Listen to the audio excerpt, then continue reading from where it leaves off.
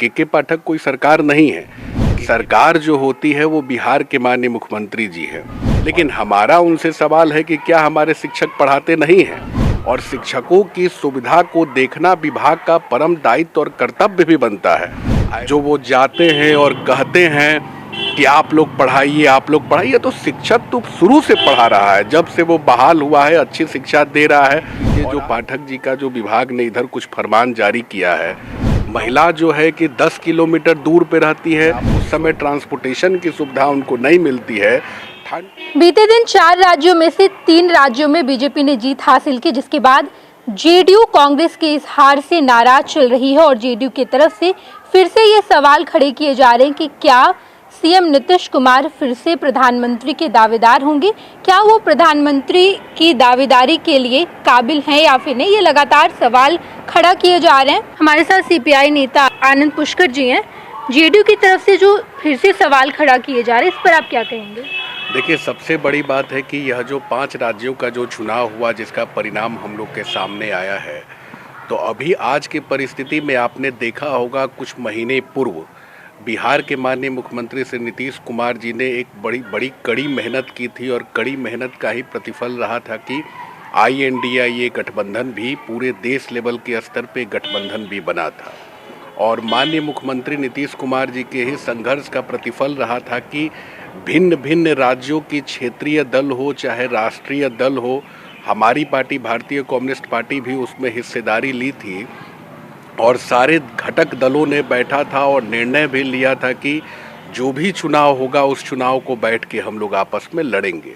लेकिन इस बार का जो क्षेत्रों का चुनाव हुआ, राजस्थान का हुआ, छत्तीसगढ़ का हुआ या अन्य राज्यों का जो भी चुनाव हुआ, उसमें हो सकता था कि बिहार के माननीय मुख्यमंत्री श्री नीतीश कुमार जी, जिन्होंने इतना अथक परिश्रम किया, भारतीय कम्युनिस्ट पार्टी ने किया, अन्य घटक दलों ने किया, अगर वह लोग वहां प्रचार में जाते तो वहां की समीकरण और बदल सकती थी। इसीलिए जो राज्य स्तर की जितनी भी पार्टियां होती हैं, जो बड़ी पार्टी जो कांग्रेस है, उनको भी देखने की आवश्यकता है कि बिहार के माननीय मुख्यमंत्री जी जो एक लंबे संघर्ष के बाद सब दलों को एक मंच पे ला दिए थे और एक मंच पे आने के बाद अच्छी बैठकें भी हुई थी। तो बैठक के बाद हम लोग को आपस में राय लेना चाहिए। राय लेने के बाद ही आगे के रास्ते दरवाजे खुलते हैं, क्योंकि आगामी 2024 का भी चुनाव होने वाला है।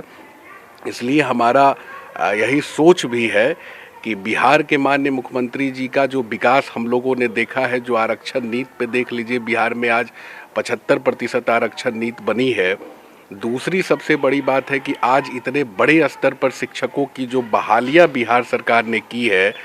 तीसरे स्तर पे आप देख लीजिए कि जो इतने 3,68,000 नियोजित शिक्षकों को भी यह सरकार राज्यकर्मी का दर्जा देने जा रही है।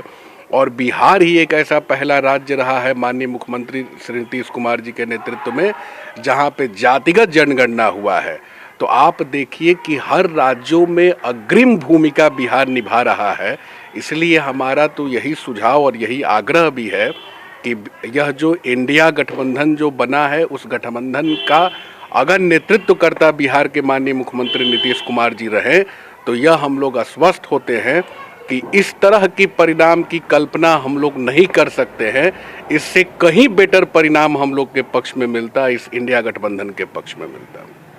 कांग्रेस ने तीनों ही राज्यों में हार का सामना किया, लेकिन इसके बाद जब जेडीयू फिर से आखिर ये सवाल क्यों कर रही है? पिछली बार भी ये सवाल किया गया था कि प्रधानमंत्री के दावेदार होंगे मुख्यमंत्री नीतीश कुमार, जब ये पहले ही कंफर्म हो चुका था कि ये बात कहीं ना कहीं शीर्ष नेताओं को पता था, क्या नीतीश कुमार नहीं होंगे प्रधानमंत्री के दावेदार, राहुल गांधी होंगे। ये सवाल सामने खड़ा किया गया। इसके बाद जेडीयू आखिर ये सवाल क्यों कर रही है? कांग्रेस से क्या भरोसा उठ गया है? देखिए, ऐसी कोई बात नहीं है कि जेडीयू कहीं दावा कर रही है कि प्रधानमंत्री के उम्मीदवार या चेहरा की घोषणा की जाए। जेडीयू ने यही बात कहा। माननीय अशोक चौधरी जी का भी बयान आप सुन लीजिएगा, माननीय मंत्री विजय चौधरी जी का भी बयान आप लोग सुन लीजिएगा। उन लोगों ने यह स्पष्ट बातों को रखा है। स्पष्ट बात को उन्होंने कहा है कि जिन राज्यों में चुनाव हो रहा था, वहाँ पे अगर क्षेत्रीय दलों के भी जो बड़े चेहरे थे, जैसे बिहार के माननीय मुख्यमंत्री जी हो गए, ममता दीदी हो गई, अखिलेश यादव जी हो गए, लालू प्रसाद यादव जी हो गए, अगर वो लोग वहाँ के चुनाव प्रचार में गए रहते तो वहाँ की वास्तु स्थिति और माहौल दूसरा ही होता। इसलिए जेडीयू का बस यही बात था कि जब INDI ये गठबंधन बना है तो उस गठबंधन के घटक दल के सारे नेताओं को उस चुनाव प्रचार में शामिल होना चाहिए था, जिसका लाभ वहाँ के चुनाव में अवश्य मिलता। सम्राट चौधरी तो कहते हैं कि नीतीश और लालू अपनी जमानत भी नहीं बचा पाते। देखिए, अब सम्राट चौधरी जी क्या कहते हैं, अब जमानत तो अब उनका तो बचने वाला बिहार उहार में है नहीं। सबसे बड़ी बात है कि बिहार जिस न्याय संगत के साथ तरक्की कर रहा है, बिहार आज बहुत आगे निकल चुका है। माननीय मुख्यमंत्री नीतीश कुमार जी के नेतृत्व में आप उठा के देख लीजिए 2005 से और अभी तक के बिहार में हम लोग तो हर सड़कों पे घूमते हैं। इतनी अच्छी लॉ एंड ऑर्डर की व्यवस्था हो गई है, इतनी अच्छी बिजली की व्यवस्था हो गई है, इतने अच्छी सड़कों की व्यवस्था हो गई है। विद्यालय आज की परिस्थिति में हर विद्यालय का अपना भवन बना हुआ है। व्यापक लेवल पे बहुत सुधार का काम चल रहा है। माननीय मुख्यमंत्री जी के नेतृत्व में ही जातिगत जनगणना हुआ, जिसमें यही बात तय हुई थी कि जिसकी जितनी आबादी उसकी उतनी हिस्सेदारी। तो आज यह सरकार हर वर्ग को, हर समाज को, हर तबके को देख रही है, उनको सारी सुविधा मुहैया करा रही है।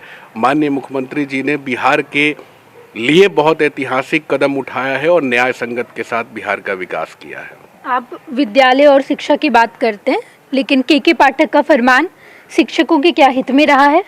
देखिए, सबसे बड़ी बात है कि आज की परिस्थिति में जो लोग समझते हैं कि के पाठक जी सरकार है, के पाठक कोई सरकार नहीं है। के पाठक जी एक विभाग के अपर मुख्य सचिव हैं। सरकार जो होती है वो बिहार के माननीय मुख्यमंत्री जी हैं। और आज की परिस्थिति में जो यह फैसले जो चल रहे हैं, आज आप देख रही होंगी कि कई जगह यह मैसेज चल रहा है कि संघ संगठन को बोलने का अधिकार छीन लिया जाएगा, उनको लिखने पढ़ने का अधिकार छीन लिया जाएगा। तो इस तरह के जो भी फरमान, जो मान लीजिए अभी जो फरमान आया है कि 5 बजे तक, 9 बजे से 5 बजे तक विद्यालय में शिक्षकों को रहना है, तो हमने भी लिख के निदेशक को भी दिया है। माननीय मुख्यमंत्री जी से भी हम लोग आग्रह भी कर रहे हैं कि यथाशीघ्र जो के पाठक जी ने इस तरह के फरमान को जो जारी किया है, जो शिक्षक हित में फरमान नहीं है। एक तरह पाठक जी बहुत अच्छा कर रहे हैं कि चलिए छात्रों की पढ़ाई पे ध्यान दे रहे हैं, लेकिन हमारा उनसे सवाल है कि क्या हमारे शिक्षक पढ़ाते नहीं हैं? शिक्षक भी तो बिहार के राज्य के नागरिक है ना, और शिक्षकों की सुविधा को देखना विभाग का परम दायित्व और कर्तव्य भी बनता है। ऐसा नहीं है, हमने कई जगह उनके बयान को देखा है, जो वो जाते हैं और कहते हैं कि आप लोग पढ़ाइए, आप लोग पढ़ाइए। तो शिक्षक तो शुरू से पढ़ा रहा है, जब से वो बहाल हुआ है अच्छी शिक्षा दे रहा है। और आज अच्छी शिक्षा नहीं देता तो बिहार विद्यालय परीक्षा समिति इतना अच्छा रिजल्ट कहाँ से देता? तो शिक्षक लोग अपने कार्यों को बखूबी निभाते हैं। लेकिन सबसे बड़ी बात यह है, सबसे बड़ा सवाल है कि आप देख लीजिए जो पाठक जी का जो विभाग ने इधर कुछ फरमान जारी किया है 9 बजे से जो 5 बजे तक कहते हैं, तो मान लीजिए कि आज पूरे बिहार में विद्यालय, हर विद्यालय तो डाक बंगला चौराहा पे स्थित नहीं है, और बहुत सारे विद्यालयों में बड़े लार्ज स्केल में महिलाओं की बहाली हुई है। महिला जो है कि 10 किलोमीटर दूर पे रहती है। स्वयं अपर मुख्य सचिव कहते हैं कि आप विद्यालय के 10 किलोमीटर के अगल बगल में आप ले लीजिए। तो 10 किलोमीटर के अगल बगल में वो लेंगी और वहाँ से फिर स्कूटी से वो उनको कहते हैं कि जाइए आप। उस समय ट्रांसपोर्टेशन की सुविधा उनको नहीं मिलती है। ठंड के दिनों में रात हो जाता है 5 बजे, तो महिलाओं को, महिला जो शिक्षिका है उनको जाने में, या दिव्यांग जो शिक्षक है उनको जाने में भारी असुविधा का दंश उनको झेलना पड़ेगा। इसीलिए जो पूर्व से निर्धारित जो समय है 3:30 से 4 बजे तक का, वही समय विभाग को भी रहने देना चाहिए। विभाग को माननीय मुख्यमंत्री नीतीश कुमार जी ने उनके ऊपर विश्वास किया है, सुधार के दृष्टिकोण में भी बढ़िया काम उन्होंने किया। चलिए, अच्छी बात है कि उन्होंने विद्यालय को ठीक किया, व्यवस्था को उन्होंने ठीक किया, उनकी ही रीजन में अच्छी बहालियाँ हुई। बिहार के माननीय मुख्यमंत्री जी और माननीय उप मुख्यमंत्री जी तेजस्वी यादव जी के नेतृत्व में बिहार ने ऐतिहासिक पहल उठाया था। लेकिन हमारा यही आग्रह है कि पाठक जी को नियोजित शिक्षकों के संदर्भ में भी विचार करना चाहिए और यथाशीघ्र इस जो फैसले को उन्होंने अपने विभाग से जो जारी किया है 5 बजे तक का, उस फैसले को भी वापस लेना चाहिए। और दूसरी बात मैं नेहा जी आपको बता देना चाहता हूँ कि बहुत सारे संघ संगठन जो रजिस्टर्ड संगठन है, जैसे बिहार माध्यमिक शिक्षक संघ, हमारे पिता स्वर्गीय केदारनाथ पांडे जी उस संगठन के अध्यक्ष हुआ करते थे। तो संघ संगठनों की सबसे बड़ी भूमिका होती है कि सरकार और विभाग के ध्यान को आकृष्ट करना, शिक्षकों की जो मांग रही है उस मांगों को विभाग तक पहुंचाने की उनकी सबसे बड़ी जवाबदारी रही है। हम तो कहते हैं कि जो अनऑफिशियली संगठन है, ठीक है, वैसे संगठन पे आप कोई निर्णय लीजिए, लेकिन बिहार माध्यमिक शिक्षक संघ 1925 की रजिस्टर्ड संस्था है। लोकतांत्रिक प्रक्रिया से वहाँ पे प्रतिनिधियों का चुनाव होता है और वह संगठन शिक्षकों की आवाज़ को बुलंद करते आई है। जिस तरीके से हमारे पिता स्वर्गीय केदारनाथ पांडे जी और हमारे जो अभी वर्तमान में महासचिव हैं आदरणीय श्री शत्रुघ्न प्रसाद सिंह जी शिक्षकों की आवाज़ को बुलंद करते आ रहे थे, उसी तरह से बिहार माध्यमिक शिक्षक संघ आवाज़ों को बुलंद करता रहेगा और यह विभाग को उनकी बातों को सुनना पड़ेगा।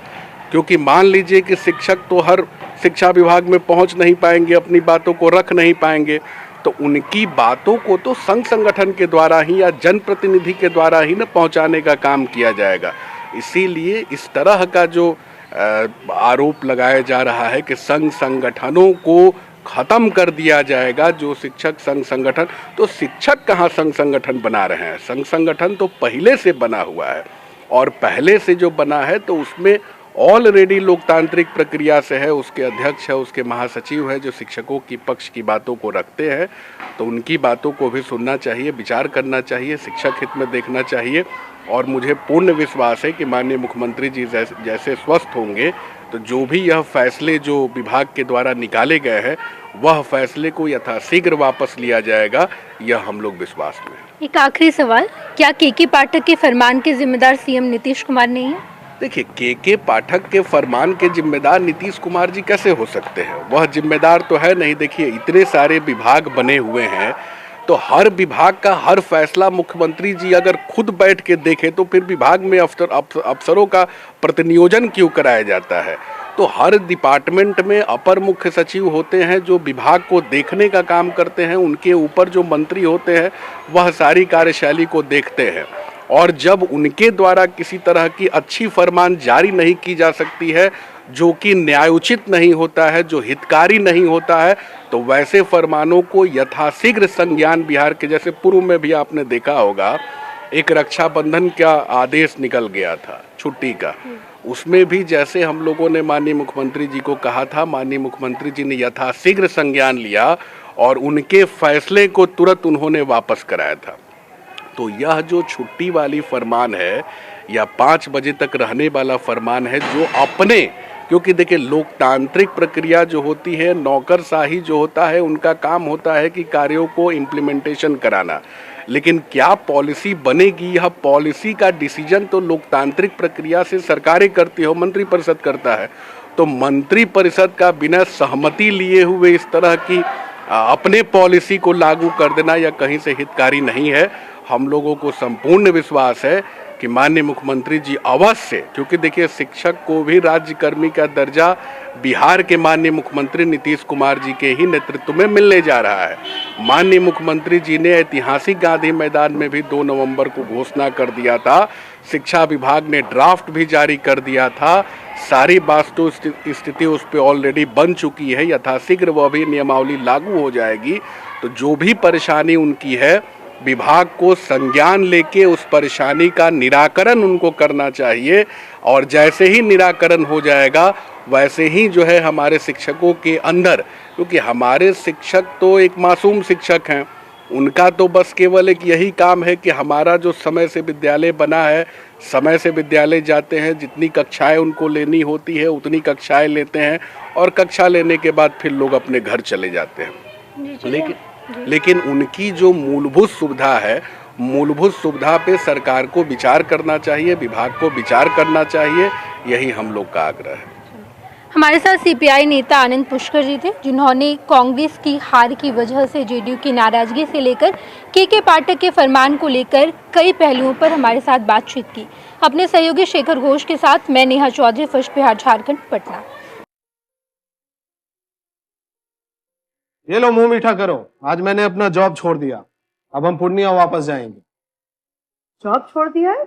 मतलब ये घर कैसे चलेगा? हम करेंगे क्या और माँ बाबूजी क्या बोलेंगे?